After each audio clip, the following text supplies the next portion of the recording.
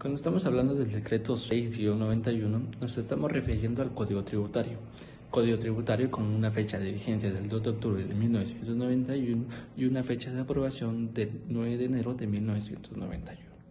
En la Constitución Política de la República de Guatemala, de conformidad en el artículo 139, nos habla que es de potestad exclusiva del Congreso de la República de Guatemala determinar la base de la recaudación de los tributos y lo relativo a la fijación de las bases imponible y de lo impositivo. Cuando estamos hablando sobre este artículo nos estamos refiriendo sobre el principio de legalidad, que nos indica sobre los impuestos ordinarios y extraordinarios. Cuando hablamos sobre el Código Tributario, nos muestra varias secciones por títulos que se encargan de explicarnos sobre qué se compone el Código Tributario.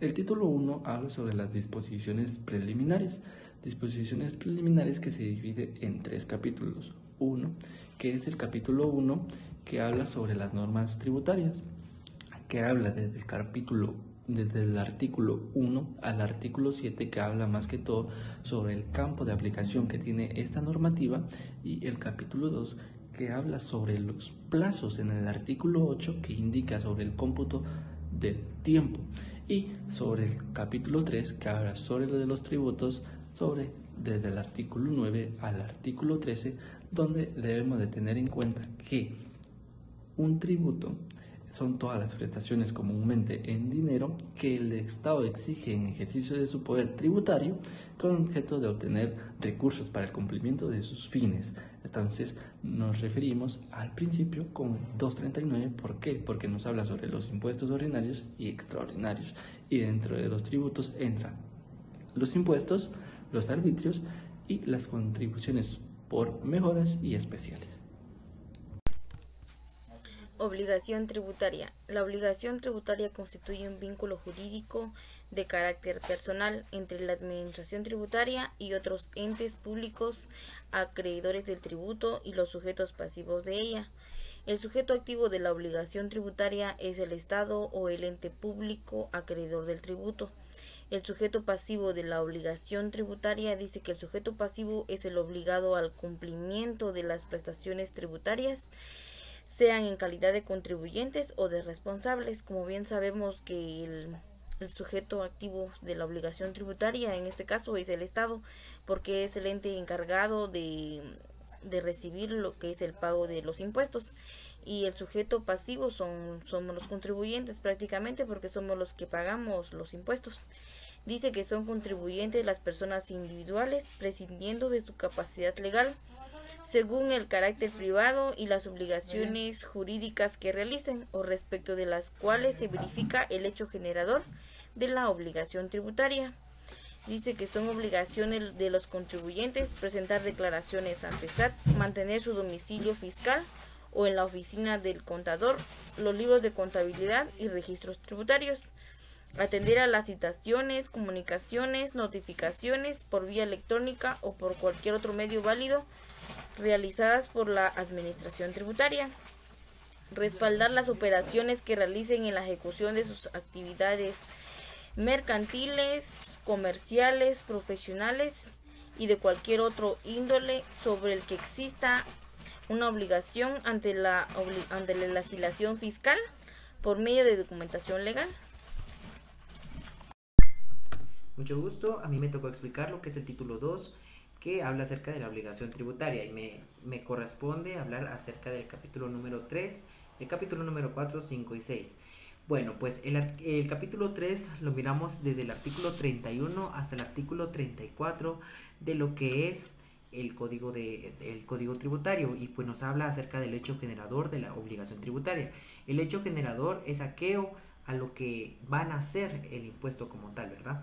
También en el capítulo 4, que está desde el artículo 35 hasta el artículo 57, pues vamos a ver lo relacionado a lo que es la extinción de la obligación tributaria. Y pues bueno, el código tributario nos va a explicar las diferentes maneras de cómo extinguir la obligación tributaria, entre las cuales podemos recalcar lo que es el pago, ¿verdad?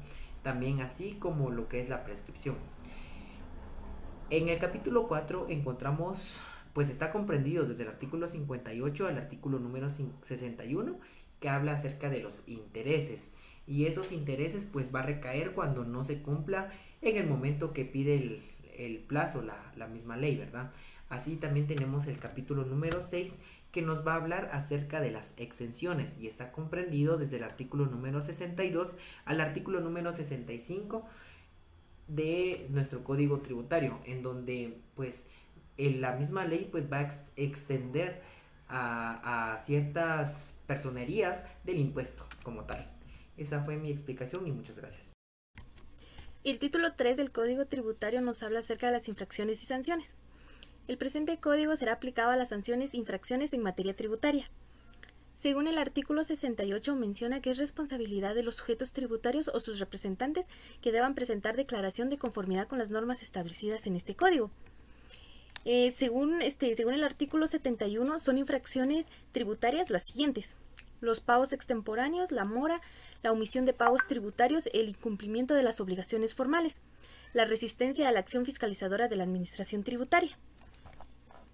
Según el capítulo 2, la parte especial nos habla acerca de las sanciones de las infracciones tributarias mencionadas anteriormente. La omisión del pago tributario. Dice que será sancionado con una multa del 100% del importe del tributo omitido. El pago extemporáneo. Su sanción por cada día de atraso equivale al multiplicar el monto del impuesto por el 0.005. Resistencia a la acción fiscalizadora o a la administración tributaria. Será sancionada con el 1% de los ingresos brutos obtenidos por el contribuyente durante el periodo. Y por último, las infracciones a los deberes formales, que su sanción dependerá del tipo de infracción de los deberes formales, como la obtención de bienes y servicios sin exigir factura, o no llevar al día los libros contables. A continuación presentaremos el título número 4, que trata sobre los procedimientos ante la administración tributaria. Este consta de 7 capítulos. El capítulo número 1 trata sobre las facultades y atribuciones de la administración tributaria, y este está en el artículo 98 al 101. El capítulo número 2 trata sobre los procedimientos de la consulta, y este está en el artículo 102. Luego tendremos lo que es el capítulo número 3, y este trata sobre la determinación de la obligación tributaria, y este lo podemos encontrar en el artículo 103 al 111. Para darle continuidad al título 4 me toca hablar sobre los siguientes capítulos. En el capítulo 4 nos habla sobre los deberes formales y responsables. En la sección primera encontramos las disposiciones generales. En la sección segunda, domicilio fiscal. Sección tercera, inscripción de contribuyente y responsable. En el capítulo 5 encontramos el proceso administrativo. En la sección primera, las disposiciones generales. Sección segunda, notificaciones. Sección tercera, la prueba. Sección cuarta, procedimiento especial de determinación de la obligación tributaria por la administración. Sección quinta, infracción que se establezcan con ocasión de inspecciones o actos similares. En el capítulo 6 encontramos los procedimientos de restitución. El capítulo 7, impugnación de la resolución de la administración tributaria. Tenemos una sección única, el cual nos habla sobre los recursos de revocatoria y reposición. Continuando con el tema, hablaremos sobre el título número 5, que se refiere a lo contencioso administrativo, para lo cual definiremos estos términos. Y nos dice que es un conjunto de normas y procedimientos que regulan las acciones legales que los ciudadanos puedan emprender contra las decisiones de la administración pública. La Constitución Política de la República de Guatemala, en su artículo 221, nos menciona sobre un tribunal de lo contencioso administrativo, para lo cual nos dice que su función es de contralor de la juridicidad de la administración pública y tiene atribuciones para conocer, en caso de contienda por actos y resoluciones de la administración y de las entidades descentralizadas y autónomas del Estado, así como en los casos de controversias derivadas de contratos y concesiones administrativas. La ley nos estipula todo lo relacionado a lo contencioso administrativo desde su artículo 161 al artículo número 185 del Código Tributario.